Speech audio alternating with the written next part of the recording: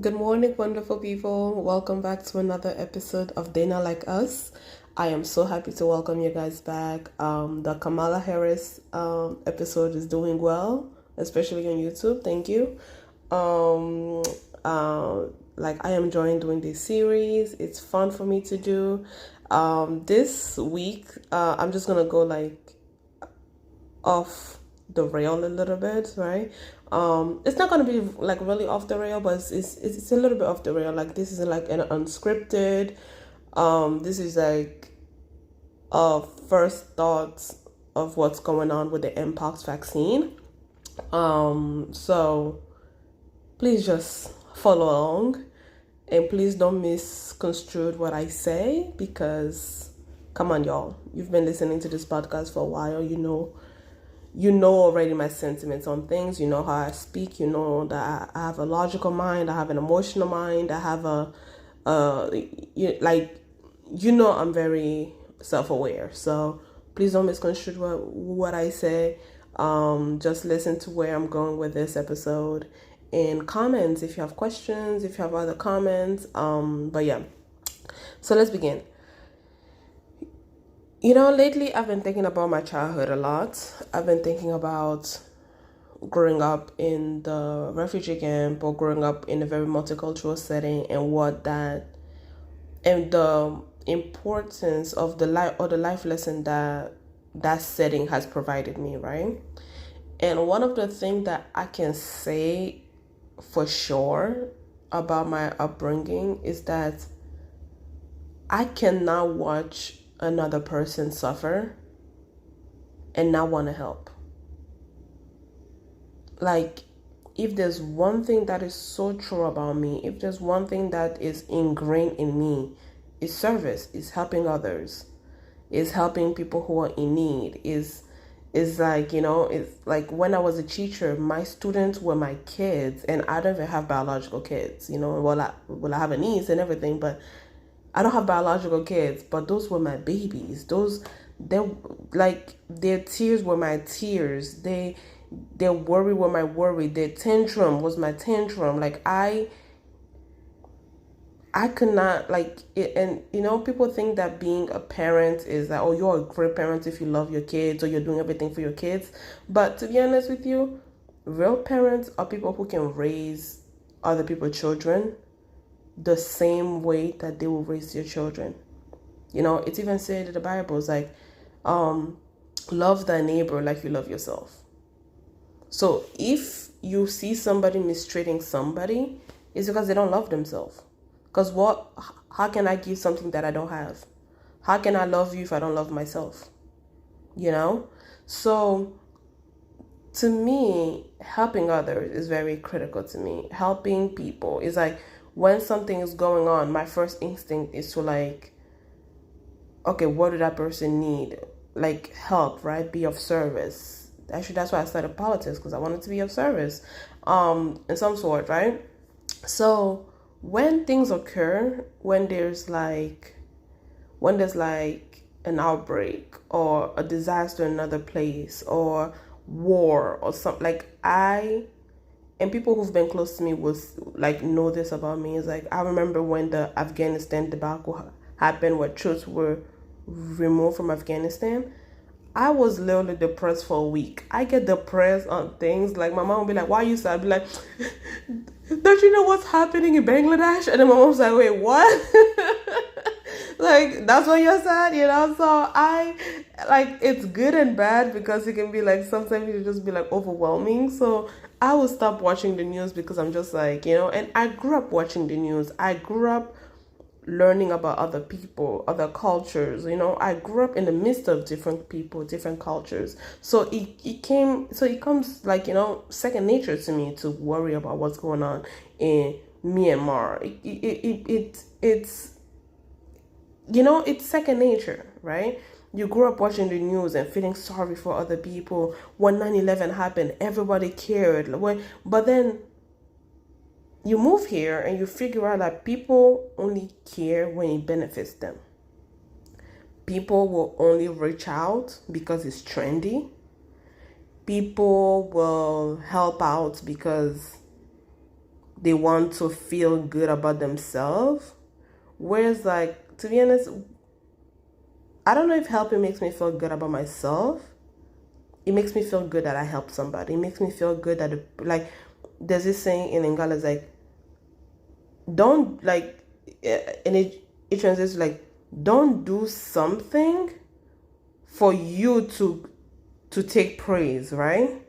It's better for other people to praise you than for you to give yourself the praise. You know, don't do something to be like, oh, good job, you helped somebody. That's not helping. You're going to hell. That's not helping. And so why do I bring this? The Mpox outbreak happens, and as an African, when you hear of a new disease, your prayer is, God, please let it not come, like, let it not be in Africa, let it not be in Africa, for two reasons, right? One, you don't want it to start in Africa, because then the idiots are going to be like, well, Africa is disease infested and blah, blah, blah, blah. And then you start having an emotional argument with people, and you don't want to have an emotional argument with people.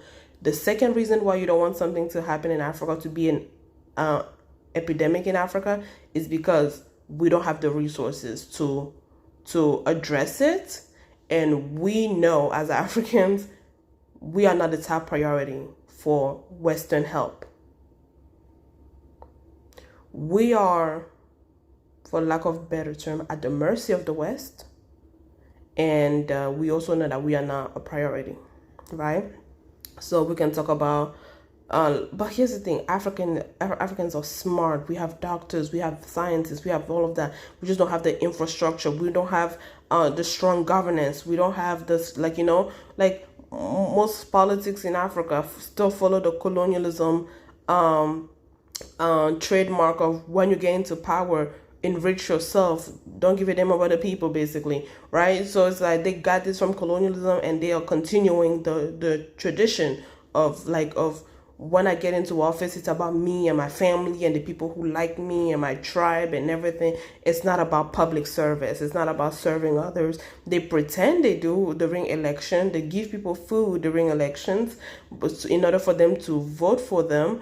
But voting is literally meaningless in some cases. Like, yes, please vote, but it always get tricky. It's like the machine always get manipulated and everything. So it's a joke, right? So when there's an epidemic, so when there's a disease, as Africans, you're just like, oh, I don't want this. Oh, please start in China, because I'm sure the Chinese are gonna come up with something real quick, right? Start in Japan, the Japanese are gonna come up with, like, start in America, the Americans are gonna come up with something real quick. But when it's Africa, you're like, oh Lord, we are screwed for another 3 years. We are screwed for another 3 years. That's literally the sentiment that you have, because you're just so numb, because you feel like, yes, you can blame the West, but in some instance, you have to start taking personal responsibilities, and we don't have people who take personal responsibilities, right? The doctors need help, right, from the government. The government, when you're in a country where the president spend more time outside of the country than inside of the country, you don't have any luck, So, and then when you're Congolese, you're really praying it doesn't start in the Congo. You're like, oh God, oh Lord, I hope it's in Nigeria or something, Jesus. Lord, I hope it's in Cameroon. At least the devil who holds their country is kind of normal, because the devil who holds the Congo, oh, that bastard is a bastard for sure. You're like, oh, I hope it's not in the Congo. And then you hear Congo, you're like, oh, God damn it. Why? Right? Because you're just like, And then when you're Congolese, you're like, God, please let it not be in Eastern Congo. But most of the time, it is in Eastern Congo. Right? And you start feeling tired. You start feeling helpless. You start feeling hopeless. Because you're just like, people don't understand the politics. Not just the politics of Africa, the politics of the Congo, but the politics of identities, right? Or the politics of geography, right? People think, so first of all, let me start off with this, right? Don't announce, an epidemic started in the Congo. That's misleading. Stop doing that. Stop doing that. It's like saying, oh, there's an epidemic in the United States and everything. It's taking over, like Exeter, Rhode Island. If you're in California, you don't know what the hell Exeter, Rhode Island looks like. You know? So when they make it, yes, on one hand, it's, you're like, well, it is a country. They have to name the country and everything. Yeah, but we know perception does not happen like that. If you say there's an epidemic in the United States, it doesn't have the same ring to, or there's an epidemic in the Congo. Because if you say epidemic in the Congo, everyone, because again, people are so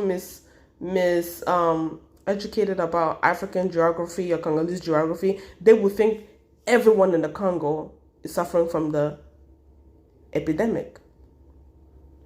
They would literally think everyone, right? Where it lives is literally specific, and I'm going to talk about that region specifically. I'm not saying that it's less, it's less important, right? Or those people who live in that corner of the country do not matter. But I'm talking about the global perspective, right? A lot of people in the West are not educated about Africa. A lot of people in the West are not educated about the Congo, right? And then as a Congolese, you have to you starting to feel like an asshole, because then if you tell people, like, they be like, oh, is your family okay? You're like, my family is nowhere where that thing is spread right now. I'm not saying it cannot travel, because the pandemic taught us that disease would travel. I'm not saying that, but as Africans, we have to answer to things other countries or other continents do not have to answer, right? We saw that during COVID, Asian people had to answer to the wet markets, eating bats, eating this. That's something that white people have, what the...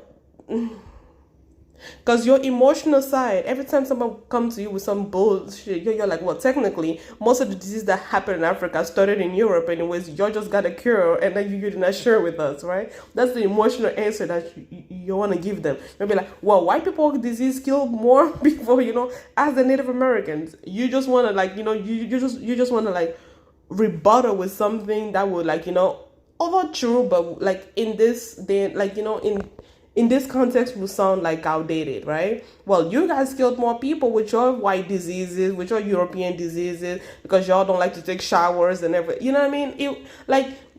It's an emotional response. It's a read, right? We're trying to have an educated conversation. It's a read, right? So when people make it the whole Congo is having an epidemic, you're like, and as a Congolese, people start asking me, oh, how's your family? Did the thing started on their body? I'm like, they are watching it in the TV the same way we are watching it in the TV. They are praying for the people who are suffering. My family lives in Kinshasa, right? And sometimes when something's happened in the Congo, and then I will call them, they will get so upset with me. They'd be like, why are you calling us about this, right? We are watching it the same way you are watching this, Because the Congo is a big country. It's a really big country. And because it's also, underdeveloped, people don't really travel to remote places. They don't, people from Kinshasa rarely go to other region unless they're working, or unless they have their farm, or they have, family member that they go visit, And people who live in remote areas, they don't like to come to Kinshasa because they feel Kinshasa to them feels like Europe. So the politics of the Congo, it's when you are from Exeter, Rhode Island, it's like asking a Californian what's happening in Exeter, Rhode Island. And the reason why I use that big contrast is to show you how really big Congo is, right? It's really big. It's like the United States. The same way we're one country with 50 states, and then those states have capital cities, have towns, have villages. That's how the Congo works as well. In the Congo, there's the Kinshasa, the province, and then within provinces, there's different cities or different towns, and within different towns, there's different cities, villages, and commune, and like I grew up in Benin, right? And I grew up in a village actually called Bomase. So Bomase is under the district of Ouida, and if you know the history of slave trade, Ouida was actually where, like, the slave trade happened and everything. The woman king is centered on the kingdom of Dahomey, which is present day Benin, and Ouida was the port city where they used to ship the slaves. And if you go to Ouida today, there's the door of no return, right? So in Kpamase, which is like a village, or right, for the lack of better term, it is a village. Within that village, there were there were villages inside. There were rural villages inside, right?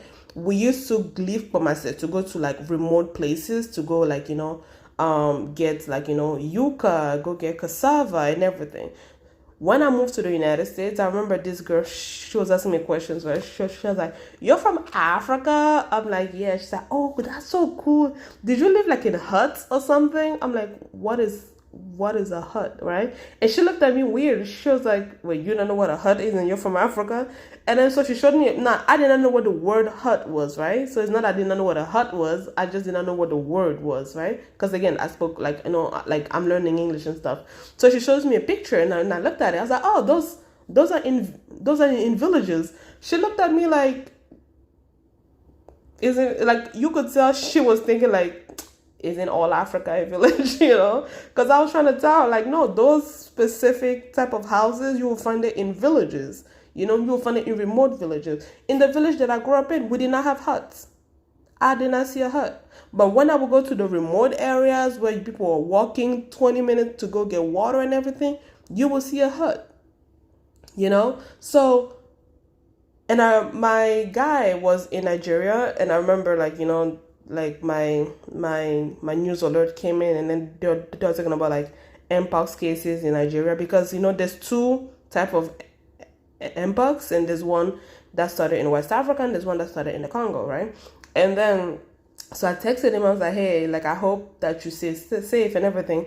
And then so he texted me back. He's like, "Listen, I don't even know what they're talking about because nobody here is having it." And right, because again, and I'm only saying this because, again, as Africans, we don't have the luxury of, like, because a lot of people in the West, when they hear Africa, they just be like, okay, then all of them have diseases. Then the whole country have diseases. Like, no. So I'm not making this differentiation to say that, the people who are suffering are less important. That's not what I'm saying. And don't put words in my mouth. That's not what I'm saying. I'm talking about how the news should report things, right? You should always report things in a way that makes people aware, and not that, installs people biases or install people's ignorance. Because when people come and ask me stupid questions, like, yes, because I'm educated and everything, like, I can educate them, but the news media should be able to also educate people, right? So instead of saying like, oh, because a lot of people be like, oh, the whole Congo is like, no, the Congo is a big country, right?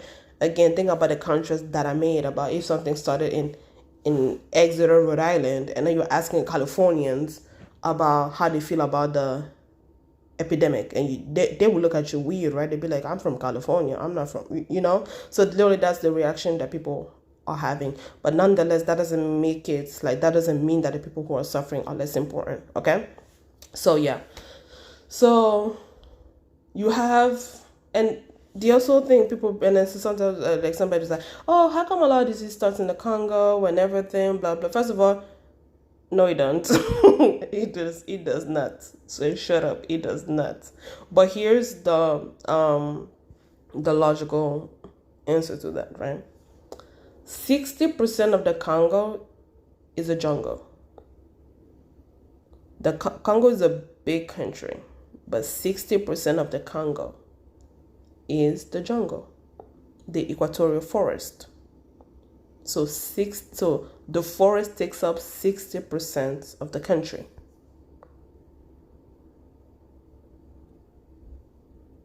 Got it? So think about it. If you're living near a jungle, right? And there's an outbreak within the monkey kingdom or the giraffe kingdom or the leopards or whatever, It's not because people are eating something weird. It's not because, like, and the funny thing is, because we're cutting down trees because of Western companies coming to the Congo, cutting down trees and everything, we are making these diseases more prevalent, right? Where they used to be like hidden and stuff like that, like man is interacting with the jungle more, right? So to be honest with you, like the people who are being bitten or who are being like chased or mosquito bites or whatever is because we're also cutting down a lot of the trees in the Congo.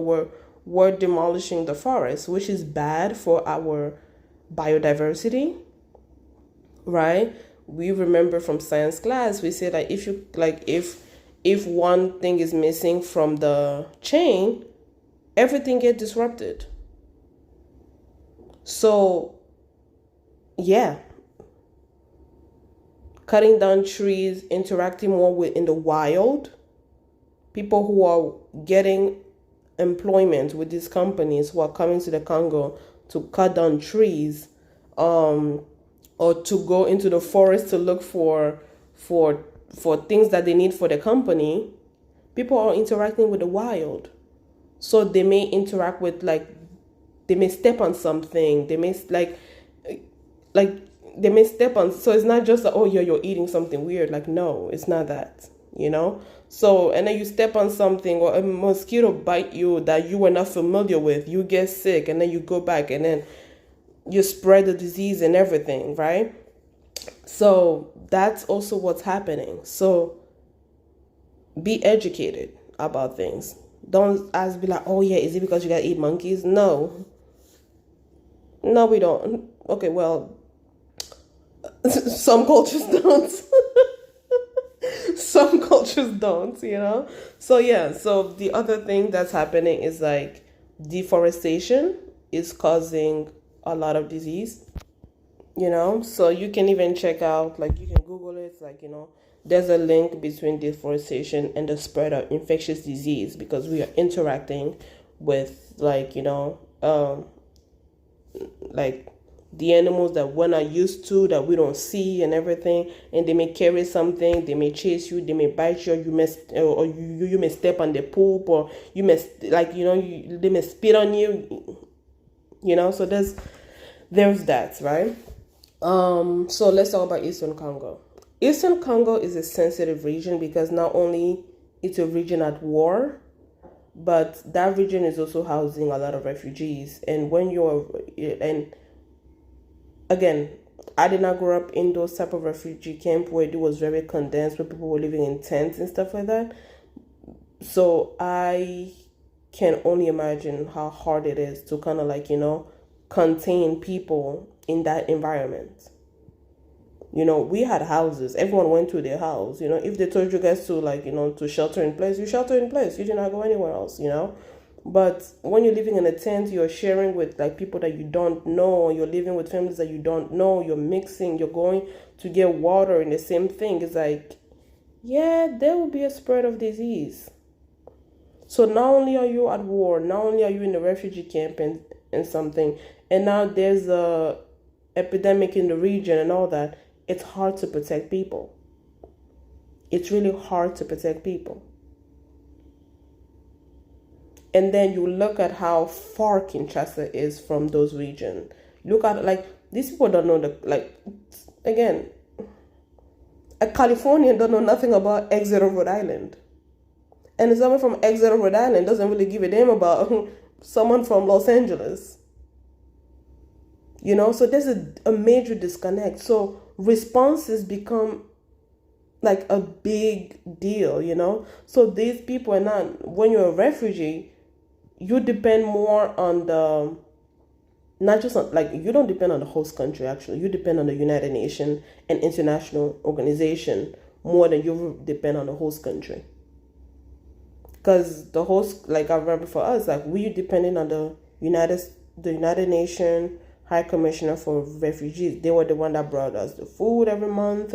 They're the one that give us food supplies and everything, charcoal to cook, oil and all of that. It wasn't the Benin government, the Benin, like, governments do not have the capacity to support like a refugee population when they don't even have good social service for their own populations. So the response is very critical. And then the other critical part is that not getting Western help on time. Now, people are acting like, oh, now people are paying attention to Mpox because it's in Africa. But y'all know that we had an epidemic here about it in 2022 in the United States. I remember because I lived in Rhode Island at the time, and then they were talking about like in Massachusetts, and then they were talking about like not having sex with people because and I used to be like, listen, I'm not going on dates with no one from Massachusetts. Every time I go on there, like, did you go to Massachusetts, right? Yes, right. So we had it. So we came up with a vaccine, with this organization. I think it's called Gavid or Gavi. It's an organization that a lot of governments collaborate with to get to make vaccine and to spread vaccine and all of that. So we have the vaccine, we have the technology on our side. The Congo does not. They're waiting to get a vaccine from the United States, and the last I've heard, they have not received vaccines yet. And there's this argument of making like, shouldn't we have had a vaccine? Because like people be like, oh yeah, because we don't want to sell them the technology, it's intellectual property and everything. I'm just like, we came from a pandemic, a global pandemic. And I remember when we came from a pandemic, I remember like I was one of those people who was saying like, listen, Africa needs to like, we have the smartest people in the world. We have like really good doctors, scientists and all of that. We have also good traditional medicine and all of that. Like, this is why Africa needs to unite and literally like stop the BS and the wars and all of that, because we need to start create our own things with our own materials and all of that, because we can't keep waiting to get help from the West. We cannot keep waiting to get help from the West as if we're charity cases. We're not charity cases. If you have met an African, like, Africans are the most prideful, especially the Congolese. We are the most prideful people in the world. You are not going to treat us like a charity case. We don't like charity. And it's so frustrating to feel like we always have to ask when people have known that, something was brewing. Instead of focusing on preventions, we like to wait until things go bad so that they get to ask us. And then somebody was telling me like, yeah, but don't the government, like, you cannot dictate how fast African countries can get a vaccine or medication for AIDS and all of that, because we're giving it for free. Not all the time.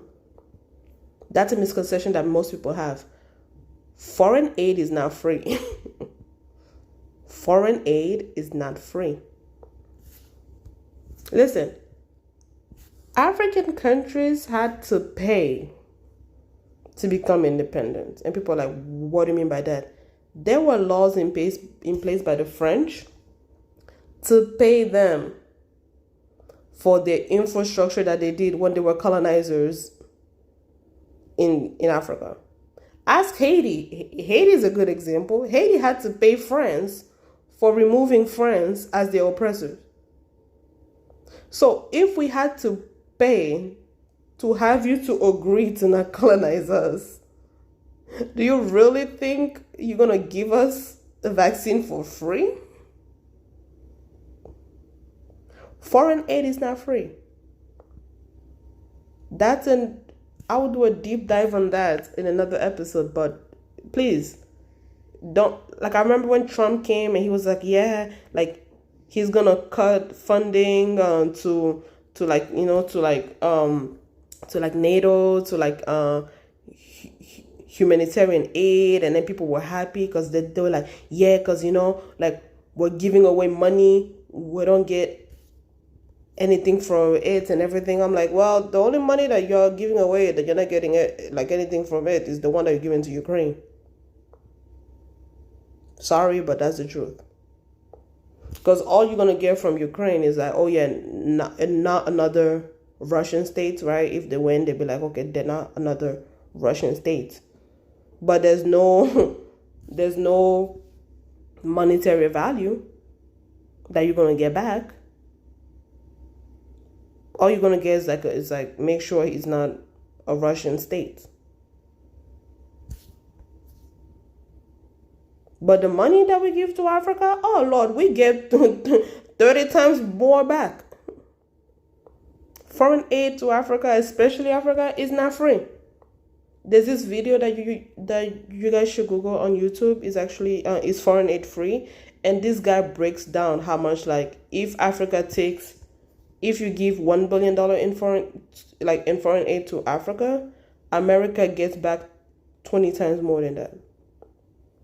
So stop thinking that you're gonna give it for free. Yes, there's donations, but there's a way to get back your donation money when it comes to Africa. But in the interest of public service, right? In the interest of just like humanity, public health should not be politicized, right? Public health should not use as a dangling carrot. Because as the pandemic taught us, we are very interconnected. We're very interconnected. Something that can start in the Congo, even if it's in Exeter, Rhode Island, can spread because of travels, because of interactions that we have with different communities. And again, it's like that region is at war. The region is at war. You have refugees, like an aid from the United Nations can come to visit a refugee camp and get Mpox, and then travel back to Sweden, and then you get Mpox, and then somebody from Sweden travel to France, and then they get Mpox. And then French people who love to get in those crowded ass metro, not the entire metro have Mpox. So we are very interconnected. Just don't think because it's in Exeter, Congo, that it cannot happen in the United States, which it has happened in the United States. We're just quick at addressing it. We need to also have that same quickness when it happens to other parts of the world. We need to start caring and not say, oh yeah, because it's in the Congo, or because it's Africa, or because it's China. No. Because infectious diseases are rapid. We are because of global warming, because of deforestation, climate change, I took a class on emerging infectious diseases. It's gonna happen. It's gonna be more prevalent in the next years and everything. So we should start working together as a global community to address it and stop the geopolitical war and dangling the carrots in front of people to kind of to get them to do what you want in order to give them what they want. Let's do that in politics. Let's do that with whatever, but not with health. Because children are dying. And like I said, a true parent is not the one that loves their child or does everything for the child. No. Because true love is not for what you like. No. Love thyself. Love thy neighbor like you love yourself. So that was the recommendation. You need to love thy neighbor like you love yourself.